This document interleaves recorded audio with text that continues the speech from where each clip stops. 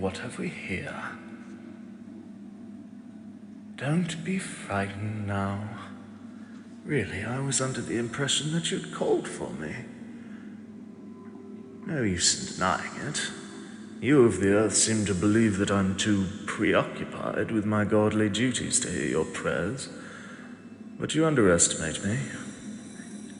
I hear every question, every laugh, every sigh, every cry for help, and outpour of gratitude. It's only that I don't always provide a response.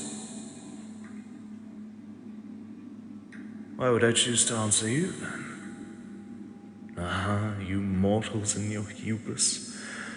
You claim to believe in gods, but insist on analyzing our actions through your own limited lens. How foolish. Dearest, you may be an insignificant being in your own eyes, but trust that in mine, you are anything but.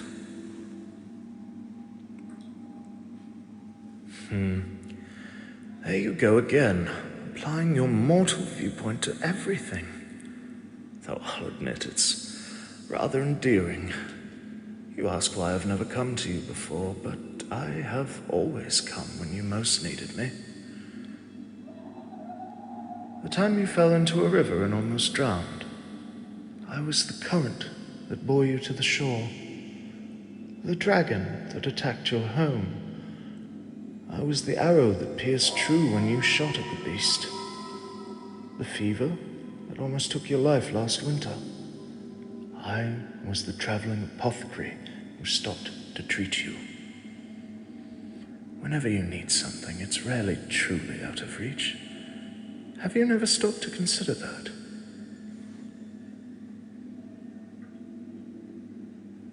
Of course, you may have your suspicions, but you've got a cunning mind, dearest, for all that I make fun of you so. Think about it.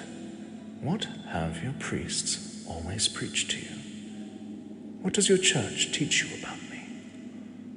They say that I am the God of a distant past, the one who abandoned your people as punishment for their sins. All that is true, but not in the way they think. Your kingdom is corrupt and immoral. It has lost itself in power and wealth, and it has also lost all the small virtues that I value in humans. Capacity for kindness, your appreciation for humble pleasures, your potential for growth. I do not visit this place unless it is for the few who still possess these traits, the few I still care for and wish to protect. I do not linger within these accursed walls. I provide assistance, and then I leave. That has always been my way. But I heard you call to me just now. The church's desperation knows no bounds, it seems. Now they have chosen an innocent to sacrifice in the hope that this will win my favor. How trite. Did they really think that your blood would cleanse them of their sins?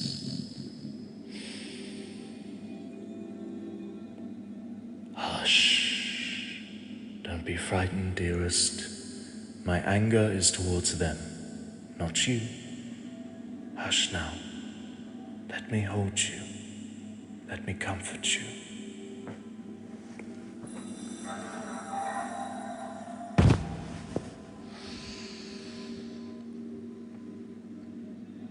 You have no clue how I watch over you, and the church intended to kill you in my name. Yet you still called to me in your hour of need. Funny little thing.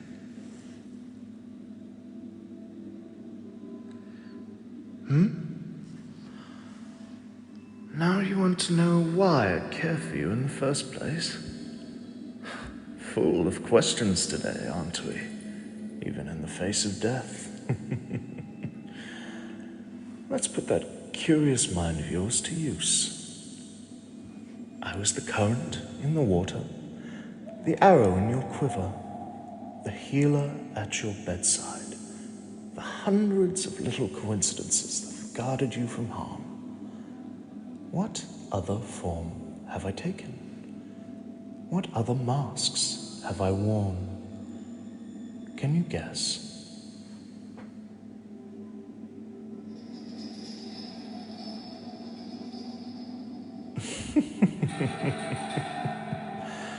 Don't think so hard, dearest. You'll put a permanent furrow in that pretty brow of yours. And there's really no need for that. Think of a spring day some years ago, when you were going to pray for warmer weather to end the famine. You went right up to the steps of the church, hoping your prayers would be better heard within its walls. What did you find there? Ah, yes.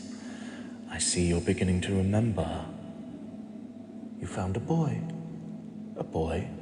pale and gaunt from starvation, his clothes rags, his face stained with blood and dirt. He was lying at the great iron doors of the church, and a priest was beating him for defiling the godly grounds with his filthy mortal blood. You pleaded with that priest.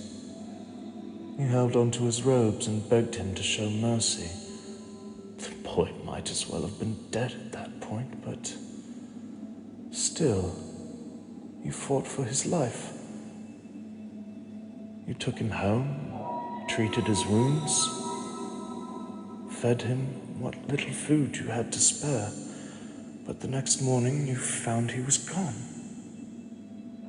Or, well, you see now that he wasn't quite gone. He stands before you right now. I was the current, the arrow, the healer, and I was the life you chose to save. I'll admit that fiasco with the priest was a test on my part, a little experiment to see whether human kindness still exists in this corner of the world. A touch manipulative, perhaps, but you'll have to forgive me. It comes of being a deity. I wasn't expecting anyone to go to the lengths you did. Do you understand a little better now, dearest? You came to me in my hour of need.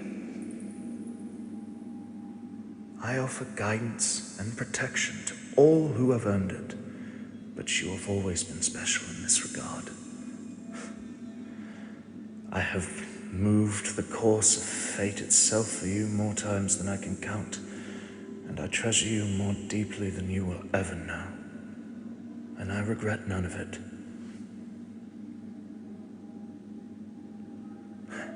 Hush. You never needed to earn anything of mine. I gave myself to you freely. You are the only being in this world to whom I offer my power unconditionally.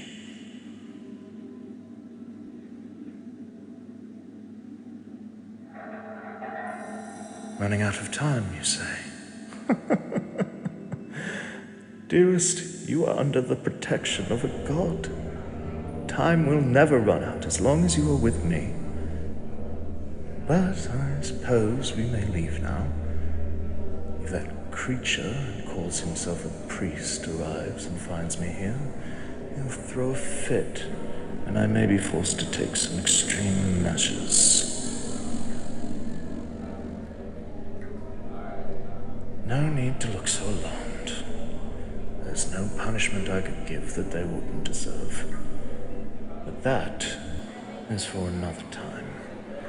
For now, are you willing to come away with me? Will you let me take you away?